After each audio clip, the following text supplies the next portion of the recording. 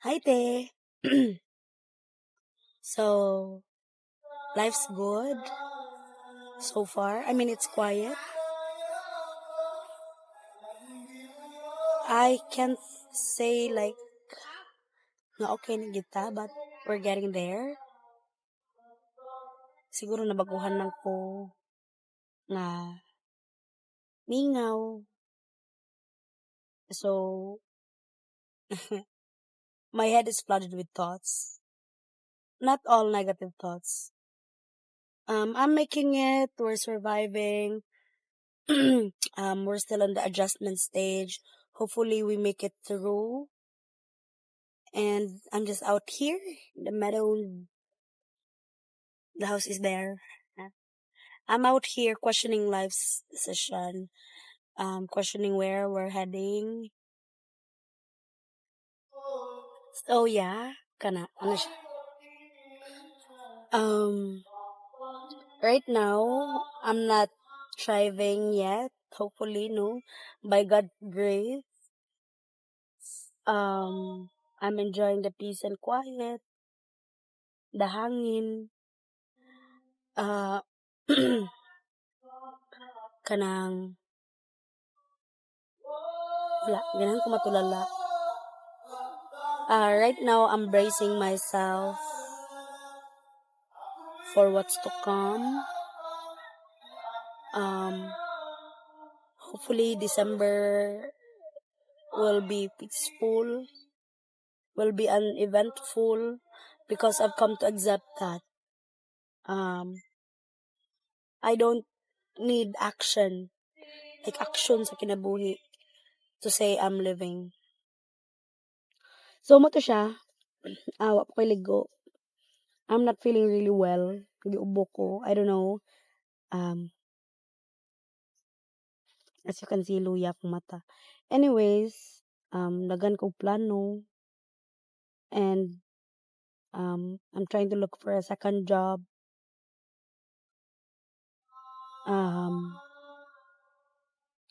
Because I need to stabilize everything for 2026. I can't just keep what you call that, kanang pasagdaan na lang ba nga whatever happens. No, I need to settle things down. Kinahanglan na nako mapatituluhan ang yuta, mapa-survey. Matituluhan siya by 2026, January furthest. Ay, dili matituluhan. Mapa-survey, mapakoral by 2026. That's the goal. I will get that. And, what else? Mabalikan ako akong Sun Life. Wala pa ko'y 1 year nga ni-stop og kuan. So, focus ta ana, and Sun Life, yuta, and um, we need to invest more. We can't keep kanang using money just for whatever we want to use it. It needs to have a direction. Hopefully by middle of 2026 maka pa-enroll tag balik. If dili, well, let's set that back for 2027. But muna ang main goal, Sun Life. Then kinahanglan nata magpa-OB. So we have 3 goals before ma-end ang January. At least makapa-survey ang pakural by February na lang siguro. Well, by February siya, di siya pwede ma-postpone. Pero dapat by January mapa-survey ng yuta. Muna siya. And then, Christmas, I think, muli ko sa Tabunok. I'm not sure yet. What else? Christmas. For sinulog, kay kinahanglan nato makompleto. Di siya pwede og basin or unsa, kinahanglan makompleto ang 9 days to thank God for where He brought us at the moment. Um, Everything is all praise and glory to Him. This is not gonna happen if it's not His will. Magpa-OB ta because we need to be healthy, and by January um we need to have a fixed diet, exercise plan. We can't keep living life like this. And I think na push back ang akong need magka-baby. Dili siya sayon. I know daghan kay kog love nga ganahan ihatag sa akong future baby, but I think dili pa karon ang panahon. Pero if ihatag, then be it. Dili siya ako ang pagbuot, no. But I think yes, dili siya sayon, dili dali mag-bring og life sa world without even being sure sa ako ang utok, sa ako ang finances, sa ako ang current position, um, ana. So I think we'll have to push that back, but kinahanglan gyapon ta magpa-OB. We just need to be protected. I think magpa-OB ko, because of kato sa ako ang mattress, and I think I need to like magparesita og pills just to be certain. Um, so yes, that's where we are at. Um, so far sa usa ka semana na akong stay diri, daghan kong manahunanaan, daghan ko na realize, and I'm really grateful for the time, for the peace and quiet. Um, and I think I need to focus on myself pa. So we're not there yet. Hi there. So this is to end the first few clips we've made last time. I think it has been 3 days since those clips were found. I haven't gotten a chance masumpayan to know, so I'm making it right now. I'm also currently editing, or just basically patching up the videos I've created. As I've said last time, 2026 is a year to focus on myself, push back plans for baby, and I have to focus on myself. I think I deserve that. It's myself who deserve the most pampering this coming days. So since we've already taken the first step forward, which is to independently live, hindi siya completely independent, since we are still having help from those that loved us. So yes, that's the plan, and I need to really lock in for that. I can't keep pushing back the plans I've made. We can't keep living life like this. So kinahanglan jud siya wala talaga kabatan on need jud to mag-focus. Anyways, I've shared my plans on the first few clips, and I've decided on this because I know sa ko akong self pinaka-need mo bawi. Pero na lang ta set aside because of our need to prioritize our loved ones. But this time, it's not being selfish or anything. I think it's just having to pamper and to make sure that the only one that will be with us, which is ourselves, is also taken care of. No, if we I don't know what to call this. If ang goal is i-live ang life to the fullest, then need ta mag-focus sa atong self. Dili ta pwede isigig sa aside na lang, unya na lang na, and everything. This is a very serious matter. This is the goal for 2026, and we need to check back every now and then. I think I need to make a very detailed timeline for that. And makaingon jud ko nga since moving here, kaya ko kayo og change sa ko ang mental nga aspect. Dili na kayo ko anxious, and I've come to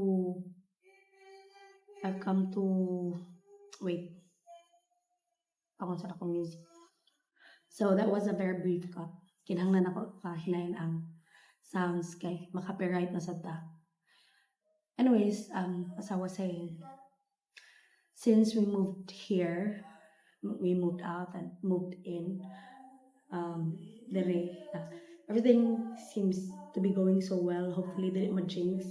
A few lapses here and there, but that's normal. Mo to siya. That's what I've decided for 2026. I need to make a detailed timeline of what has to be done, when and how. Because we can't keep planning without doing, no. And I hope that this step will make you proud. And hopefully one day you'll look back on this and say that you've made the right decision. Hopefully this will not go in vain. Hopefully gabayan sa ko ni Lord. Anyways, I also wanted to share na someone said that a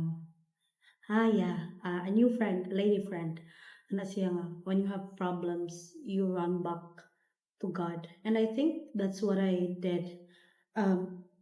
What I was doing before. But then nalulong lagi sa earthly nga kalipay. Maset aside na pod ang atong relationship with God. We forget who we really owe everything to. So after sa mga things kay magkuan sad mag self pity na sad ana. So muna akong gihinay og incorporate og balik sa akong life, no? Ang ako ang practice. Actually it was really very helpful.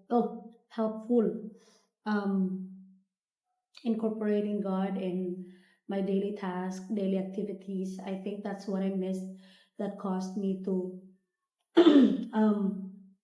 tumble down, no, not tumble down.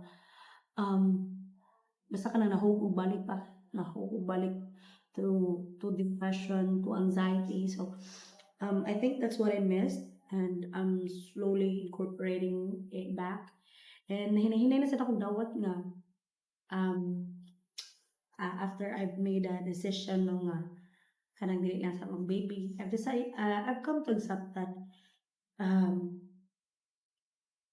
maybe dili gyud dili gyud para kami ni dito sa usap, and that's okay.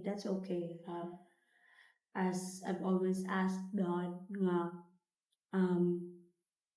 if my plans aren't according to His plans, may He remove the desire from my heart. So if para sa facilitator, then hopefully mo na ni this is the start nga kanang mawala ang desire sa akong heart. Wala sa control. I'm just spending my life, the life already written. So if dili man then that's okay. Ano ako para sa unang grabe ka attach, grabe ka down. Makauna-una nga dili gyud kasabsa. But then I think moving into a different environment helped shape my mind, no, when things aren't for you, then there is really no sense in forcing it to be. Ano lang, and then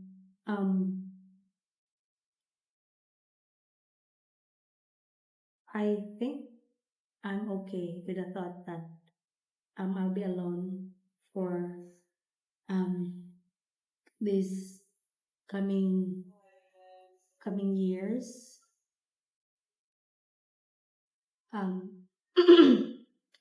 Siguro mag-stick na lang ko sa travel plans and everything. If tagaan ko ni Lord travel buddy, then thank you. If dili, then dili na kay focus. Maybe the reason why I've been severely hurt the last few relationships I've had, because ako gid pumugos bisag dili.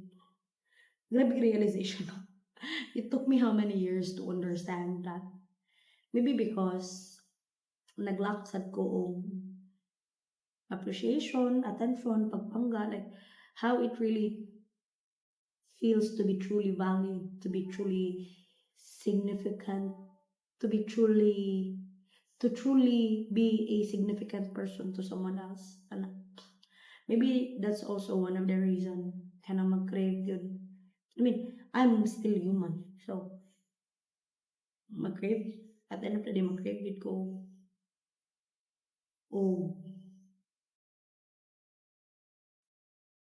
Oh, human love, human attention.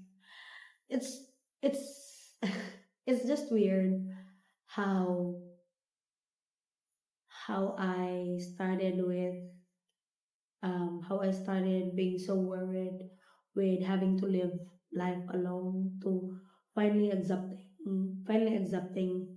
that things that are not under my control will never really be under my control. So if I'm mentally alone, that's okay.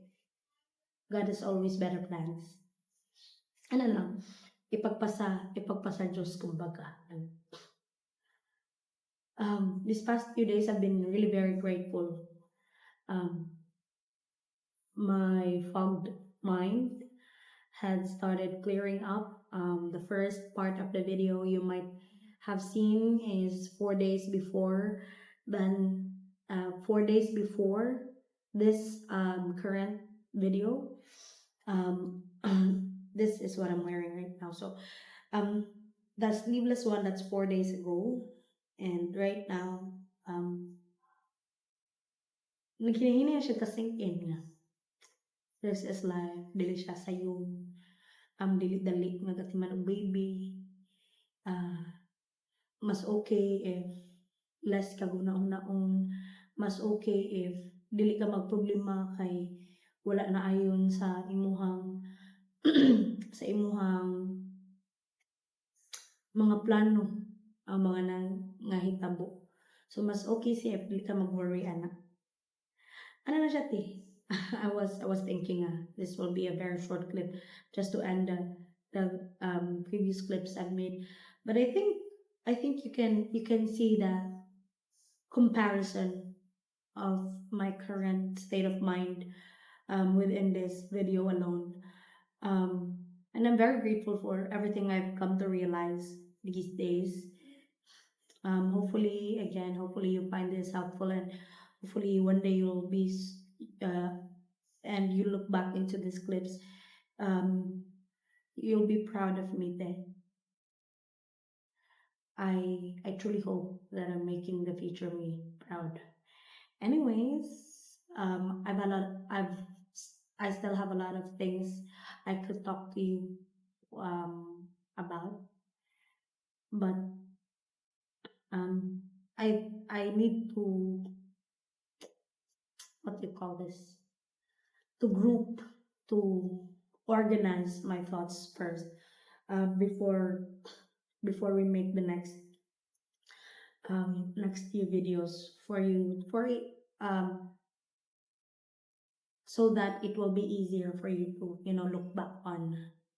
Tanaw no gani kasi mga past videos no kay samot pagkalibog. Anyways, that's me, Ate Jo, and see you soon.